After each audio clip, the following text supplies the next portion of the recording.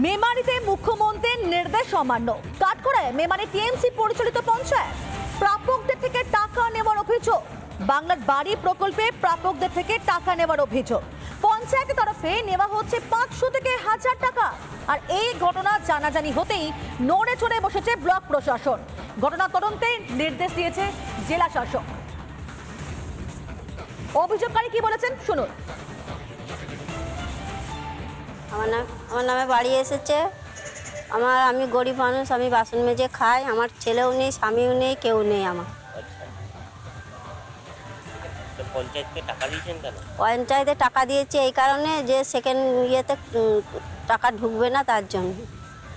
আপনাকে কে বলেছে? পঞ্চায়েতেই বলেছে। পঞ্চায়েত কি বলছে? বলছে যে এই যাদের যাদের ঘরে এসেছে তাদের 1000 টাকা করে জমা না দিলে এই সেকেন্ড ব্যাচের টাকা অফ থাকবে। ওই দুর্গাপুর পঞ্চায়েত। দুর্গাপুর যাদের বাংলা বাড়ি তাদের কাছে 1000 টাকা নেওয়া হয়েছে, অভিযোগটা যেটা আসছে সেটা মিথ্যা। আমরা কোনো বাংলা বাড়ি প্রকল্পে যারা ঘর পেয়েছে তাদের কাছ থেকে কোনো টাকা পয়সা নিইনি। কোনোভাবেই যারা বাংলা বাড়ি ঘরের প্রকল্পে ঘর পেয়েছে তাদের কাছ থেকে এর জন্য নিইনি পয়সা, নিইনি।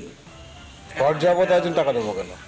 যেটা আমাদের ঘরের পারমিশন দেওয়া হয়, অনলাইনে যারা অ্যাপ্লিকেশন করে অনলাইনের মাধ্যমে পারমিশন দেওয়া হয়। ঘরের ওই বাংলা বাড়ি যারা করছে তাদের জন্য কোনো পারমিশনের প্রয়োজন। অন্য কোনো ব্যাপারে ডোনেশন দিতে পারে। কনভারসেশন, বাস্তু জমি নেই, বাস্তু জমি সে অন্য জমিতে করছে, তাই জন্যে ডোনেশন নেওয়া হয়।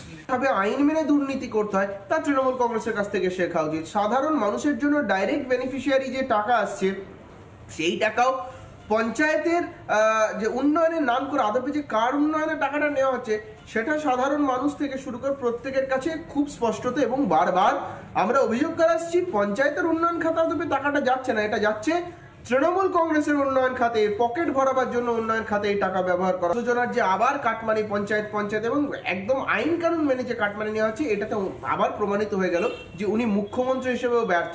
সুতরাং যখন উনি পারছেন না তার প্রশাসনকে সামাল দিতে, উনি তার গদি ছেড়ে দিক। এইভাবে সাধারণ মানুষের কাছ থেকে যেভাবে নির্বিচারে টাকা তোলা হচ্ছে, তাদের গরিব মানুষদের কাছ থেকে তাদের হকের টাকা মেরে নেওয়া হচ্ছে, এটা দুর্ভাগ্যজনক, এটা অত্যন্ত নিন্দনীয় ঘটনা। নানা ধরনের কন্টেন্ট দেখার জন্য লাইক করুন, শেয়ার করুন আমাদের ফেসবুক পেজ, সাবস্ক্রাইব করুন আমাদের ইউটিউব চ্যানেল। পাশাপাশি অন্যান্য ব্রেকিং নিউজের জন্য অবশ্যই চোখ রাখুন রিপাবলিক বাংলায়।